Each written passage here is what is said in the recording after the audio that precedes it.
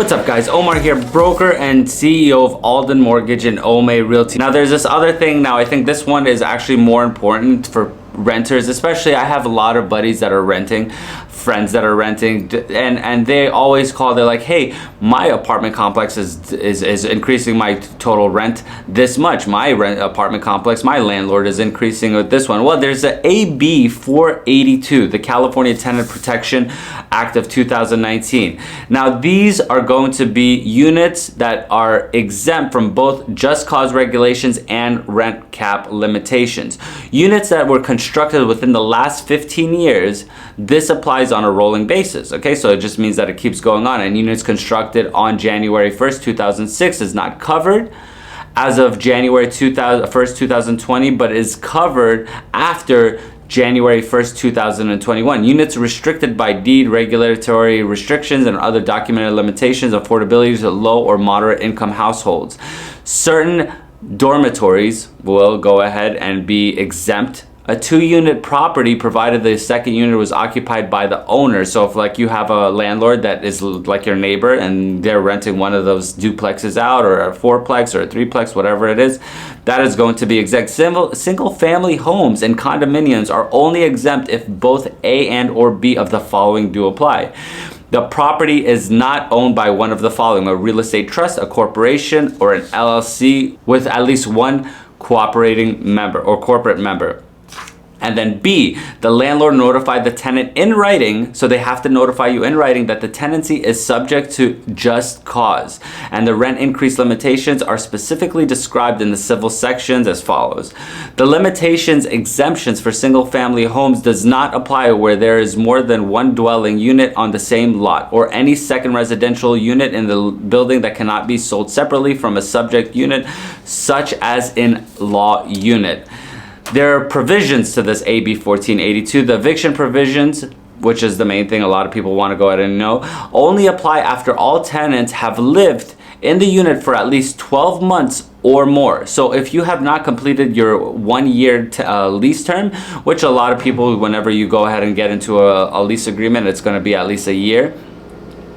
Those provisions will only apply to you if you concluded your 12 months and or more. So if you're from, like, let's say your January 1st and your final day is December 31st, well, that is not going to be 12-month term. Just so you know, it will not be 12-month term. It would have to go past that 12 months. It would have to conclude one total calendar year. Or where at least one tenant has occupied the unit for at least 24 months. A tenancy may not be terminated unless the landlord has one of the allowable just cause reasons, which must be stated in the notice terminating tenancy. Just cause reasons are categorized as at-fault reasons or no at-fault reasons. Relocation assistance is required for no-fault reason evictions. Now, what does this mean? Now, this just cause is just, it really, honestly, this AB 1482 is not really going to help most of you guys out. Let's just face it, it's just not going to, because the key word in all of this is going to be just cause. Anybody in this entire world, if you, I don't know, you're watching this right now, you could find a just cause to go ahead and get somebody out. I don't care what it is. They threw a cigarette butt outside of the thing. You don't even have to smoke, but they could just use that as a just cause. It could be your neighbors. If anybody had an HOA, a homeowners association, you know, sometimes your neighbor does something or somebody does something, and then you end up, you know, you're gonna have to go, they're gonna fine you, and then you have to dispute it. But whatever. If you have no fault evictions, a no fault just means that they don't want to renew your lease, they want to get you out, they say, you know what, here's your notice, get the hell out. Well, then you're gonna have to go ahead and get some relocation assistance.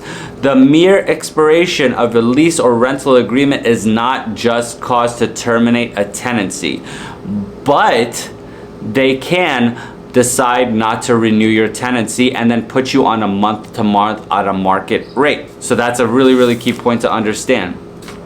Rent increases, now this is the main part, rent increases under AB 1483 or 82. Now, whenever your 1-year lease comes up, this is when you're gonna wanna know, majority of people who are in apartments, you're gonna, at the end of your lease term, if you wanna re-sign another lease, you are gonna go get a rent increase. Majority of the time you do. If you have a landlord that is not really doing that, that's awesome, but majority of people do. For covered units, annual rent increases are limited to no more than 5% plus the percentage change in cost of living for the region in which the property is located, or 10%, whichever is lower. So what that really essentially means is that everybody's going to hit every single person at the 10%. It just is what it is. They have to justify the other cause, which is really easy to go ahead and do. As a landlord myself, as a mortgage broker, as a real estate broker, this is my job. This is what I do for a living. It's not a difficult thing to do. It happens all over the place. Now what that means is that this is going to be the percentage change in cost of living, which means that the consumer price index for all urban consumers for all items for the metropolitan areas in which the property is located, as published by the Labor of Statistics, the United States Bureau of Labor and Statistics, is regionally indexed and is not available. The CPI index for all urban consumers for all items are determined by the Department of Industrial Relations, and they shall apply with, I'll go ahead and put the link below, for rent increases that take effect before August 1st of any calendar year. The percentage change is calculated using the amount published for April. So it's always lagging 1 month, or March if no amount is published for April of immediate precedings calendar year, and April of or March of the year before that. For rent increases that take effect on or after August 1st of any calendar year, the percentage change is calculated using the amount published for April or March if no amount is published for the The percentage change must be rounded to the nearest 1/10 of 1%. No more than 2 increases in the 12-month period, and combined amount cannot exceed the 5% plus the CPI cap, which in essence just go ahead and say that it's going to be 10%. So let's say, for instance, you go ahead and re-sign a lease. You don't want to do the year lease, you do a 6-month lease. Well, they could go ahead and increase it at the end of the 6 months, and then they could increase it again at the end of the other 6 months, respectively, if you go ahead and do that. Now, I'm not going to go ahead and go with the numbers, but let's go ahead and see what kind of notices, because this is another important thing, okay? You need to know exactly what notices are supposed to be served to you. That's another really important thing. All tenants and units covered by the state law must receive a notice explaining the just cause. Now, whenever you get this just cause, you have the right to go ahead and appeal it. But this also means that you have to go ahead and take them to court, and then you have to go ahead and fight this just cause. Or if you're going to go through an eviction process, that's going to be another thing. Now you can get sued.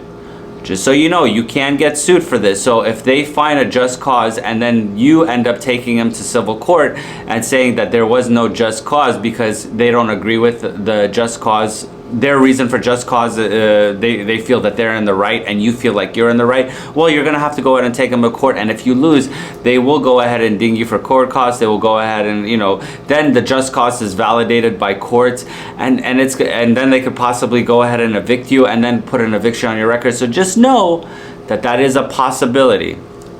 For a tenancy existing prior to July 1st, 2020, the notice must be provided in writing to the tenant no later than August 1st. So there's a 30-day or a month leeway on that. Or as an addendum to the lease or rental agreement. For any tenancy commenced or renewed on or July 1st, 2020, the notice must be provided as an addendum to the lease or rental agreement, or as a written notice signed by the tenant with a copy provided to the tenant. The notice language must read. Now this is very important, because if it doesn't read it just the way that it is, then this notice is completely null and void. California law limits the amount your rent can be increased. See section 1947.12 of the Civil Code for more information.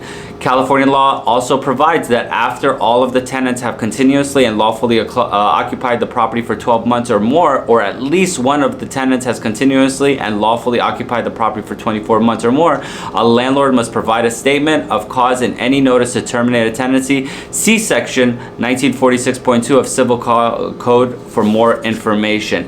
Now this is something very important. Now that what I just read, if your notice does not state that, and it does not give the just cause, and everything is not, because whenever you go to eviction court, if all your T's aren't crossed and all your I's aren't dotted, then it's just shit. It doesn't mean anything, and you're just, you know, you're gonna eventually win.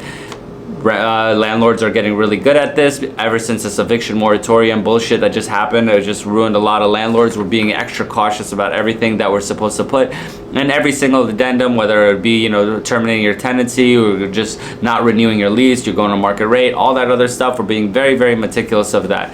In addition, an owner claiming an exemption from the law because the property is a single family home or a condominium must provide a written notice to the tenant for a tenancy existing before July 1st, 2020. This notice may be but is not required to be provided in the rental agreement for any tenancy commenced or renewed or after July 1st, 2020. This notice must be provided in the rental agreement. If the owner does not provide the required notice, then a single family home or condominium is not exempt from the just cause or rent cap regulations.